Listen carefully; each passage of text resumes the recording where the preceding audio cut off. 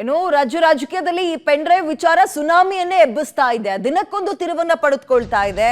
ಹೀಗಿರುವಾಗ ಪೆನ್ಡ್ರೈವ್ ಪ್ರಕರಣದಲ್ಲಿ ದೇವರಾಜೇಗೌಡ ಮತ್ತೊಂದು ಬಾಂಬ್ ಸಿಡಿಸಿದ್ದಾರೆ.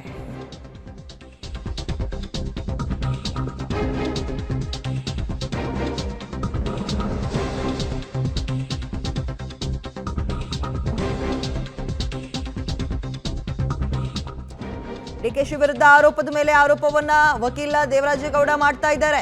ಪೆನ್ಡ್ರೈವ್ ಸೋರಿಕೆ ಹಿಂದೆ ಡಿಕೆ ಶಿವಕುಮಾರ್ ಇದ್ದಾರೆ ಅಂದಿದ್ರು ದೇವರಾಜೇಗೌಡ. ಇದೀಗ ಡಿಕೆಶಿ ವಿರುದ್ಧ 100 ಕೋಟಿ ಆಫರ್ ಬಾಂಬ್ ಅನ್ನ ಸಿಡಿಸೋದ್ರ ಮುಖಾಂತರ ದಿನಕ್ಕೊಂದು ತಿರುವನ್ನ ಈ ಪ್ರಕರಣದಲ್ಲಿ ಕೊಟ್ಟಿದ್ದಾರೆ. ಹಾಗೆ ನೋಡೋದಾದ್ರೆ ಅವರು ಕೂಡ ಈ ಪ್ರಕರಣದ ಒಬ್ಬ ಆರೋಪಿ. ಲೀಕ್ ಮಾಡಿದಂತಹ ವಿಚಾರಕ್ಕೆ ಸಂಬಂಧಪಟ್ಟಂತೆ ನೋಡೋದಾದ್ರೆ ಪೆನ್ಡ್ರೈವ್ ನಲ್ಲಿ ದೇವರಾಜೇಗೌಡ ಕೂಡ ಆರೋಪಿ ನಂಬರ್ 8 ಸ್ಥಾನದಲ್ಲಿದ್ದಾರೆ. ನೋಡ್ರಿ, ಡಿ ಕೆ ಶಿವಕುಮಾರ್ ಅವರು ನನ್ನನ್ನು ಕರೆಸಿ ಮಾತನಾಡಿದ್ರಲ್ಲಿ ನೀನು HD ಕುಮಾರಸ್ವಾಮಿ ಮೇಲೆ ಹೇಳು, ಪೆನ್ ಡ್ರೈವ್ನ ಕುಮಾರಸ್ವಾಮಿ ಎಂಚೂರಿ ಅಂತ ಹೇಳಿದರೆ ನೀವು ಏನು ಸಮಸ್ಯೆ ಆಗಲ್ಲ, ನಾನು ಸೆಕ್ಯೂರ್ ಮಾಡ್ತೀನಿ ಅಂತ ಹೇಳಿದರು. ದೊಡ್ಡ ಮಟ್ಟದ ಹಣದ ಆಫರು ಕೊಟ್ಟರು ಅಲ್ಲಿ.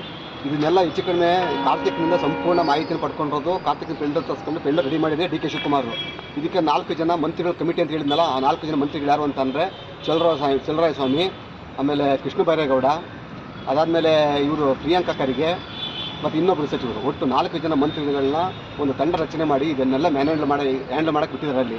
ಈಗ ನಿರಂತರವಾಗಿ ಈಗ ನನ್ನ ಮೇಲೆ ಏನು ಮಾಡಿದ್ರು, ನಾನು ಯಾವಾಗ ಒಪ್ಪಲಿರೋ ನನಗೆ ಒಪ್ಪದೇ ಇದ್ದಾಗ ಏನು ಮಾಡಿದ್ರು, ಈಗಾಗಲೇ ಇಷ್ಟೆಲ್ಲ ದೊಡ್ಡ ಹಗರಣ ಆಗಿರೋದ್ರಿಂದ ಅಲ್ಲಿ ಮೋದಿ ಅವರಿಗೆ BJPಗೆ ಮತ್ತು ಕುಮಾರಸ್ವಾಮಿ ಕೆಟ್ಟ ತರಬೇಕಂತ ಮಾಡಿರಲ್ಲಿ ನನಗೆ ಸುಮಾರು 100 ಕೋಟಿ ರೂಪಾಯಿ ಆಫರ್ ಕೊಟ್ಟರು. 5 ಕೋಟಿ ರೂಪಾಯಿ ಅಡ್ವಾನ್ಸನ್ನು ದುಡ್ಡನ್ನು ಬೋರಿಂಗ್ ಕ್ಲಬ್ಗೆ ರೂಮ್ ನಂಬರ್ 100 ಹಾಕಿ ಕಳಿಸಿದ್ರು. ಆ ಮೀಟಿಂಗಿಗೆ ನನಗೆ ಯಾರು ಹೇಳಿ, ನಮ್ಮ MA ಗೋಪಾಲ್ ಸ್ವಾಮಿ ಇದಾನಲ್ಲ, ಚಂದ್ರಪ್ಪಣ್ಣ ಗೋಪಾಲ್ ಸ್ವಾಮಿನ ಸಂಧಾನ ಕಳಿಸಿದ್ರು. ಅಲ್ಲಿ 5 ಕೋಟಿ ರೂಪಾಯಿ ಕ್ಯಾಶ್ ಕೊಟ್ಟು ಕಳಿಸಿದ್ರು. ಅಲ್ಲಿ ಎಷ್ಟು ಕೋಟಿ ಆಫರ್ ಮಾಡಿದ್ದು? 100 ಕೋಟಿ ರೂಪಾಯಿ 100 ಕ್ರೋಸ್. ಯಾರು ಸರ್ ಆಫರ್ ಮಾಡಿದ್ದು? D K Shivakumar. ಓಕೆ, ಅವ್ರು ಹೇಳಿದ್ದು ಒಟ್ಟಲ್ಲಿ ದೇಶದಲ್ಲಿ ಮೋದಿ ಅವರಿಗೆ ಕಳಂಕ ತರಬೇಕಲ್ಲಿ, ಮೋದಿ ಅವರು ಈ ಅಶ್ಲೀಲ ರಾಸಲೀಲೆ ವಿಡಿಯೋದಲ್ಲಿ ಪ್ರಮುಖ ನಾಯಕರು ಅಂತೇಳಿ ಮೋದಿನ ಬಿಂಬಿಸಬೇಕು, ಅಲ್ಲಿ BJP ಕೆಟ್ಟ ತರಬೇಕಂತ ಮಾಡಿದ್ದಲ್ಲಿ ಡಿ ಕೆ ಶಿವಕುಮಾರ್ ಅವರು ಮೇನ್ ಉದ್ದೇಶ ಅಂತ ಅಂದರೆ ಇವ್ರನ್ನ ಹೇಳಿ HD ಕುಮಾರಸ್ವಾಮಿನ ರಾಜ್ಯದಲ್ಲಿ ನಾಯಕತ್ವನ ಹಾಳು ಮಾಡಬೇಕು ಅಂತೇಳಿ ಇದು ಹೇಳಿದ್ರಲ್ಲಿ ಇದು ಸತ್ಯ. ಅದು